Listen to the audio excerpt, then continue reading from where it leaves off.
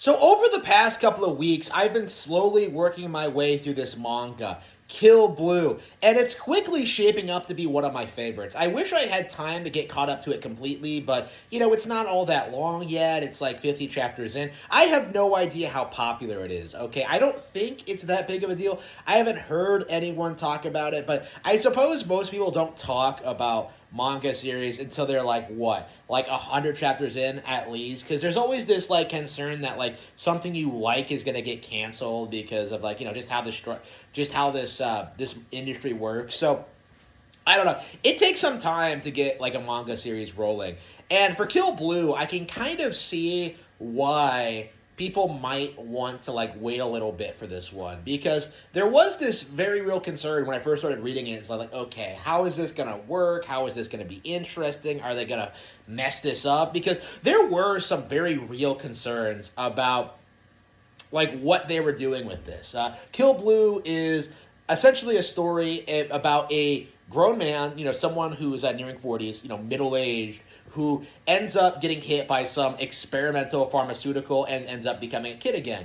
And because of his status, and because he needs to pay the bills, he has to, take on this job attending this high school, getting involved with this teenage girl, middle school, this girl whose father is the head of the pharmaceutical company that turned him into a kid, right? So it's kind of a situation of circumstance where this guy who is kind of jaded by society, who had this terrible time growing up, has this chance to relive his youth and kind of live among the kids these days and kind of make friends and kind of try to learn things and kind of acknowledge things.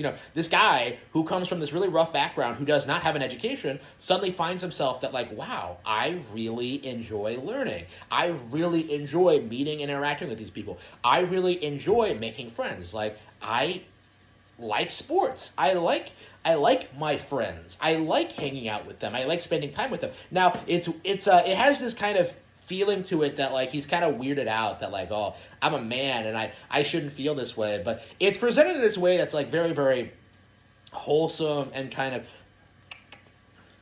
of genuine, right? Where this guy who did not have the chance to be a normal kid is suddenly having these real friendships and these real relationships with other people, and they're not shallow either, right?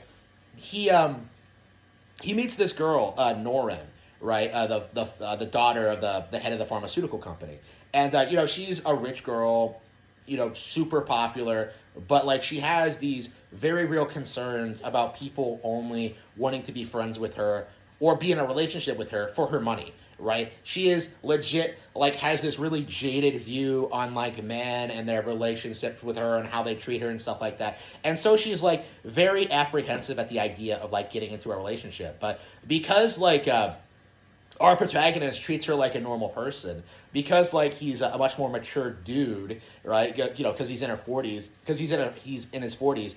She ends up falling for him and really caring for him a lot, and they end up really having this really interesting dynamic where they're pretending to be in a relationship for reasons, and she's getting falling seriously in love with him, and he's kind of just okay, I don't want to be with her, but at the same time, I care about her a lot. She reminds me of my daughter, right? There's this weird, kind of dynamic going on there that I think kind of sticks out, because I think I'm concerned that other series would have gone in this direction where it would seriously push a relationship between these two, but this one really kind of focuses a lot on the weirdness of it all, because she's not aware that he's a 40-year-old man, right? He's just mature for his age, and he treats her differently than everyone else, which is what she likes about him, right? He really values what she's interested in and what she does. It reminds me a lot of the really good relationship I had in high school with that. You get involved in her weird interests, and she ends up really appreciating you for it, right? It's really cute and wholesome. I love it. She's rich, but she's working in a ramen shop because she's kind of jaded by high society and stuff like that, and is seriously considering going to the restaurant industry instead, like her uncle, and having a normal life. But like, and again, it's interesting. Like, it's kind of interesting seeing how nuanced this character is when she very easily could have been like a shallow love interest type character, right? Like, I found myself really surprised with how much I like this girl as a person. And that kind of goes to a lot of the other characters too. Like, you have other side characters, like this character Tendo, I think his name is. Like, he's essentially a sports anime character in the wrong genre, right? Like, the way it's set up is that, like, oh, he's some exaggerated super athlete. He's he's like excelling in 3 different sports. He's this like massive deal, right? He's a huge, like, he's set up as this like antagonist character, and you think he's gonna be a one-shot off villain. But instead, what happens is that the characters have their confrontation, and not only do they become friends, you get this really cool, interesting, nuanced, like, friendship between them, where Tendo really likes his competitive spirit.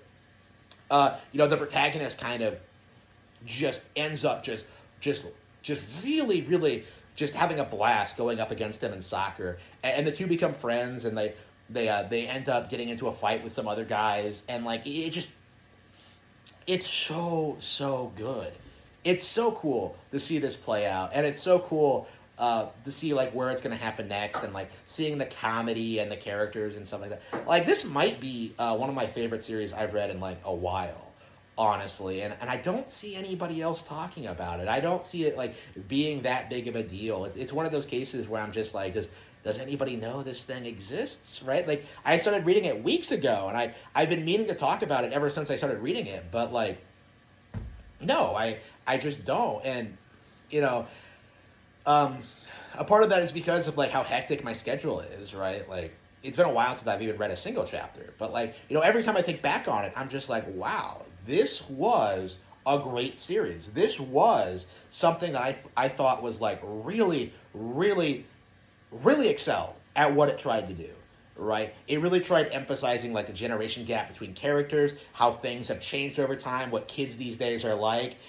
how they can learn things from their elders, and how their elders can learn things from them. How like the importance of family, the importance of like friendship, the importance of connections, right? It's all like so keto. It's all really well done, obviously. And I'm just like really interested in seeing like if the series manages to take off, because I think in some ways it's I don't want to call it better than Spy Family, but like in a lot of ways it touches like the same beats, and like really makes like the same kind of points, and like really emphasizes what's really important. And I think I really appreciate that about the series.